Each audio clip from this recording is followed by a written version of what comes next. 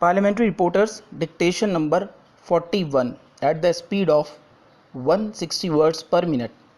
Last 5 seconds. Ready?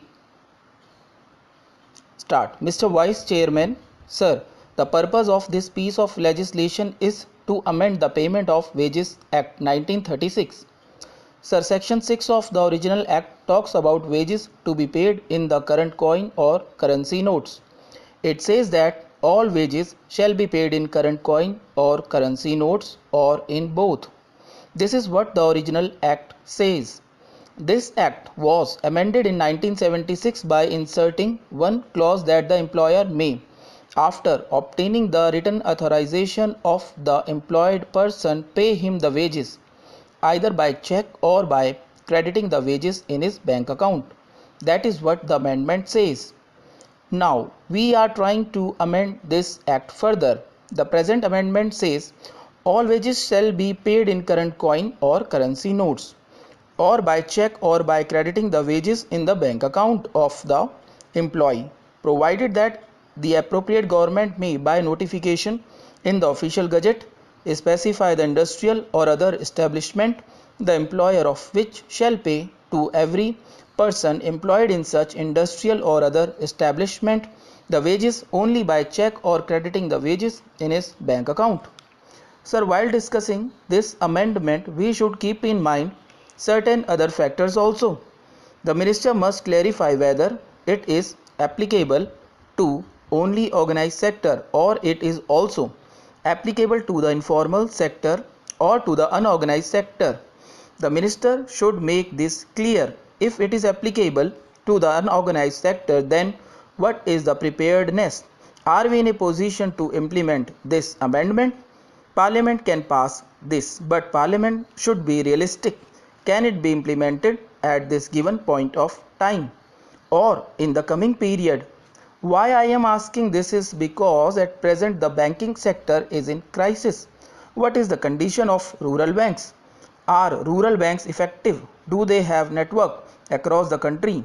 Please try to convince us. Convince the Parliament because you have taken the route of ordinance.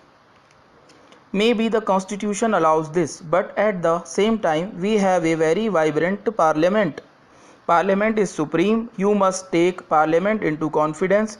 Maybe you are in power today, tomorrow somebody else will be in power, but Parliament should be taken into confidence as it represents the collective will of the people. So I am asking, when you propose this amendment, do you think it can be implemented now?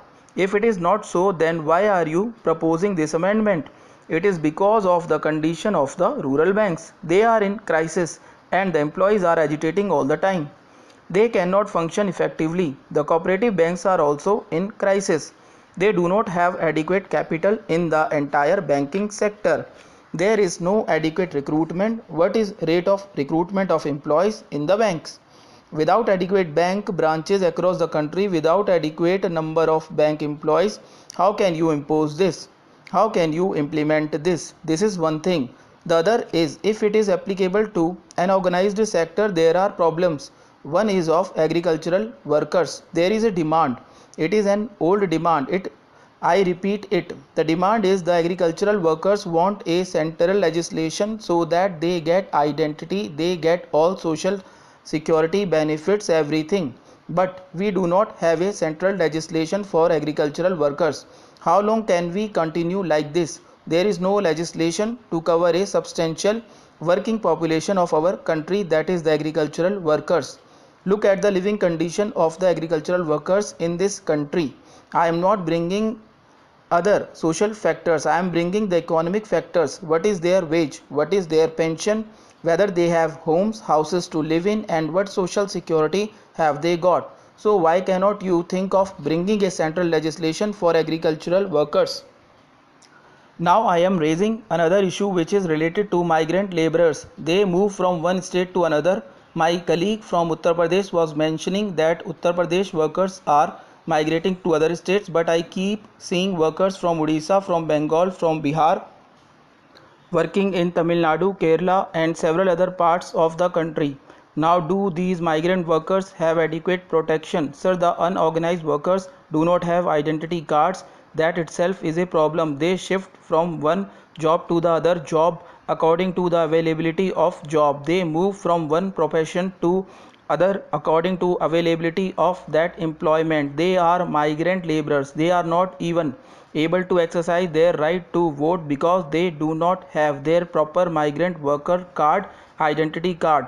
The labor ministry must have come across this problem. I keep meeting several social organizations and civil societies.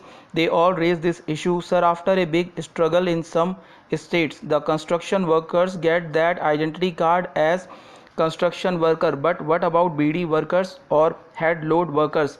There are problems, sir. Some unions give it. Thank you, Mr. Vice Chairman, sir, for the opportunity to participate in the discussion at the very outset. I wish to compliment the Honorable President for very comprehensive and insightful address outlining policy priorities of the government.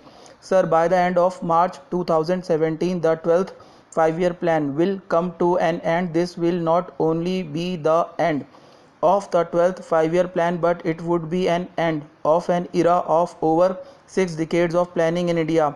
What is the future of planning process in India? There is a talk about a long-term perspective plan, but there is no clarity about the future of planning process in India. I wish the Honorable President had elaborated on this critical issue, which has a bearing on the future of the Indian economy and the Indian society.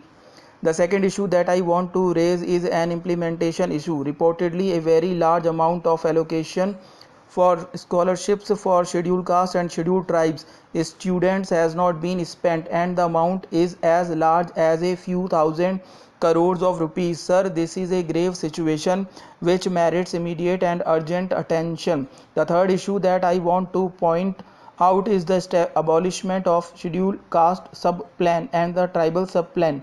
As you are aware, the scheduled caste sub plan and the tribal sub plan were established in 1979 and 75 respectively, linking the allocation for the empowerment of scheduled caste and scheduled tribes in proportion to their share in the population at the national level as well as at the state level. Regrettably, there is now an abolishment of the scheduled caste subplan and the tribal subplan, and they have been replaced by general schemes like allocation of welfare for scheduled caste tribes and scheduled tribes.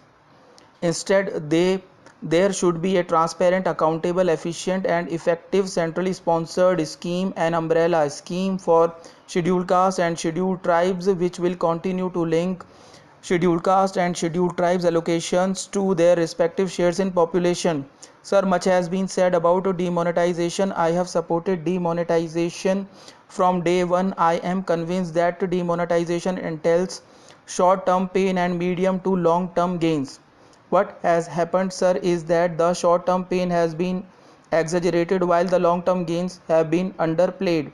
Serious objections have been taken. I am not going into all of them, but I want to point out two or three of them. One of the very serious objections which have been taken is that money has been taken away from the poor people. Actually, what has happened or what is happening is exactly to the contrary. What is actually happening is the redistribution of wealth from the tax evading wealthy and corrupt people to the poor people of our country. This is a Robin Hood kind of a job which the Prime Minister is doing, for which we need to compliment the Prime Minister rather than criticizing him. The second point that I want to make about demonetization is that there is a lot of talk about the total amount of fake currency in our country is only rupees 400 crores. It is being said that if the total amount is only rupees 400 crores and the ratio of fake currency to the total currency is only 0.02%, which is very small, why should we demonetize very large amount of currency which is more than rupees 14.5 lakh crores?